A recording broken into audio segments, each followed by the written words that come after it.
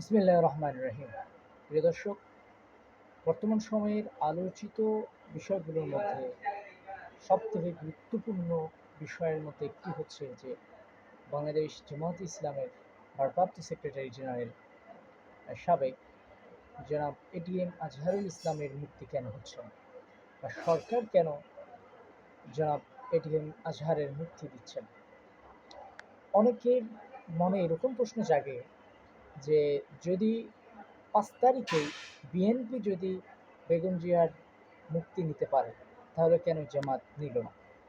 এখানে আপনাকে বুঝতে হবে যে বিএনপির রাজনীতি আর জামাতের রাজনীতি এক জিনিস নয়। এখানে কয়েকটা ব্যাপার আছে। যে যখন জামাতের শীর্ষ নেতৃবৃন্দকে ফাঁসি দেয়া হয়, তারপরেও তখন তারা রাষ্ট্রপতির কাছে প্রাণ ভিক্ষা চাননি বা এরকম কোনো আবেদনও করেননি। তো এখানে কথা হচ্ছে যে যদি রাষ্ট্রপতি তাদেরকে করুণা করে মুক্তি দেয়, তাহলে এটা রাজনীতিতে জামাতের জন্য একটা লজ্জার বিষয় হবে।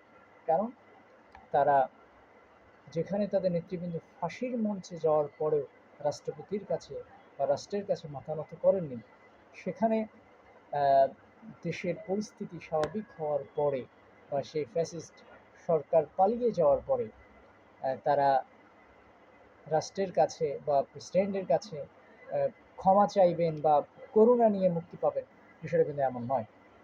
এই জন্য তারা এখানে এরকম কাজ না করে তারা অবশ্যই বুদ্ধিমত্তার পরিচয় দিয়েছেন, যে তারা চেয়েছেন যে আদালতের মাধ্যমে এই বিষয়টাকে সমাধান করা।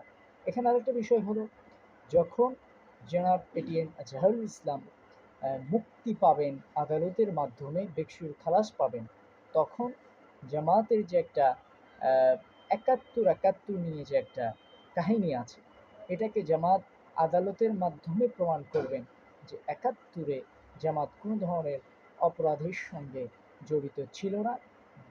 দলগতভাবে বা দলীয়ভাবে তারা 71-এ কোনো ধরনের অপরাধের সঙ্গে সংযুক্ত ছিলেন না, এই রায়টা আদালত দিবে। আর তাদের নেতৃবৃন্দকে, যাদেরকে ফাঁসি দেওয়া হয়েছে, যাদেরকে হত্যা করা হয়েছে, তাদের সম্পর্কেও এই পিওর ন্যারেটিভটা তারা দাঁড় করাতে পারবে যে আমাদের নেতৃবৃন্দ কখনোই রাজাকার বা পাকিস্তান আর্মিদের সহযোগী বা এরকম কোনো কিছু ছিলেন না। এটা তারা একটা ন্যারেটিভ তৈরি করবে। আর এটাই হচ্ছে রাজনীতি।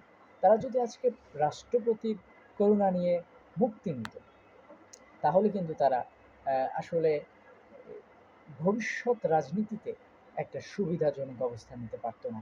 এই যে যেমন আরেকটা ব্যাপার হলো, অনেকে মনে ভাবে বা অনেকেই ভাবে, আমরা ফেসবুকে দেখি যে অনেকের চিন্তা ভাবনা, অনেকের ভাবনা হচ্ছে যে বর্তমান যারা দায়িত্বশীল আছে তাদের অবহেলা আছে কিনা।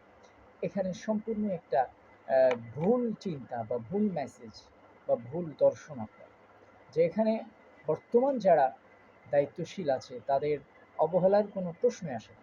এখানে বড় কথা হচ্ছে যে সরকারের অনীহা, তাকে মুক্তি দেওয়ার জন্য যে বর্তমান সরকার আছে, সেই সরকারের অনীহার কারণে তিনি বা তারা তিনি মুক্তি পাচ্ছেন না। এখানে বর্তমান দায়িত্বশীলরা, জামায়াতে যারা বর্তমান দায়িত্বশীল আছেন, তারা অবশ্যই তাদের যথেষ্ট চেষ্টা তারা করতেছে। যে এখন সরকারের যে উগ্রবাদী কিছু উপদেষ্টা আছে, যেমন মাহফুজ আছে, একদম কঠোর উগ্রবাদী একজন উপদেষ্টা, তাদের ধারণা হচ্ছে যদি জনাব আজহারুল ইসলাম তিনি যদি এখন মুক্তি পান এবং আদালত যদি তাকে বেকসুর খালাস দেন, এবং আদালত যদি বলে যে তার যে মামলা হয়েছে এই মামলাটা ছিল সম্পূর্ণ মিথ্যা, এবং মিথ্যা মামলার মাধ্যমে তাদেরকে গ্রেপ্তার করা হয়েছে, এবং এই মিথ্যা মামলার মাধ্যমে তাদেরকে সাজা দেওয়া হয়েছে, তাহলে জামাতের যে একটা ভুল ইমেজ ছিল, বা তাদেরকে যে যুদ্ধাপরাধ বা যুদ্ধাপরাধের সহযোগী হিসেবে দাঁড় করানো হয়েছিল, সেটা থেকে তারা মুক্তি পাবে। এবং তারা এখন একটা ক্লিন ইমেজের একটা ন্যারেটিভ দাঁড় করাতে পারবে, যে আদালত পর্যন্ত জামাতকে একটা পাকিস্তানিদের সহযোগী বা রাজাকার বা আলবদরের মতো সংগঠনের সাথে তারা সম্পৃক্ত হতে দেখেননি, বা আদালত এটাকে প্রমাণিত করতে পারেননি। আসলে নির্বাহী আদেশে কি করছে না করছে এটা পরের কথা। যেখানে আদালত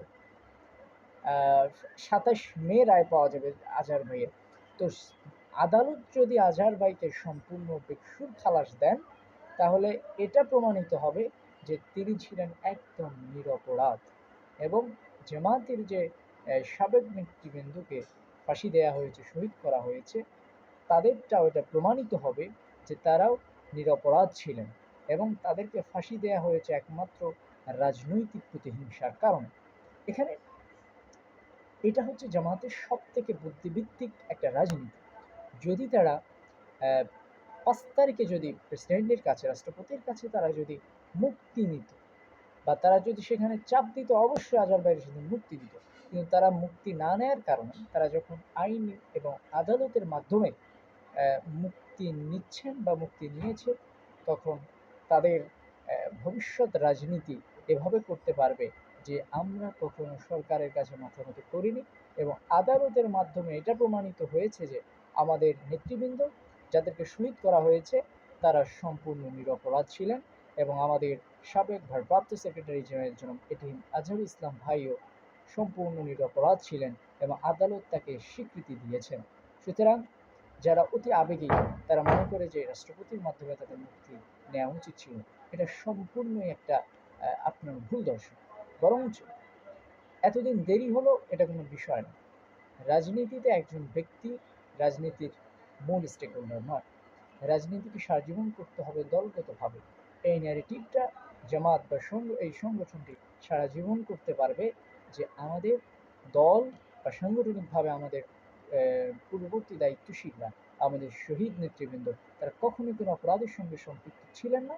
তারা একমাত্র রাজনৈতিক প্রতিহিংসার কারণে তাদেরকে শাস্তি দেওয়া হয়েছিল এবং তাদেরকে শহীদ করা হয়েছিল।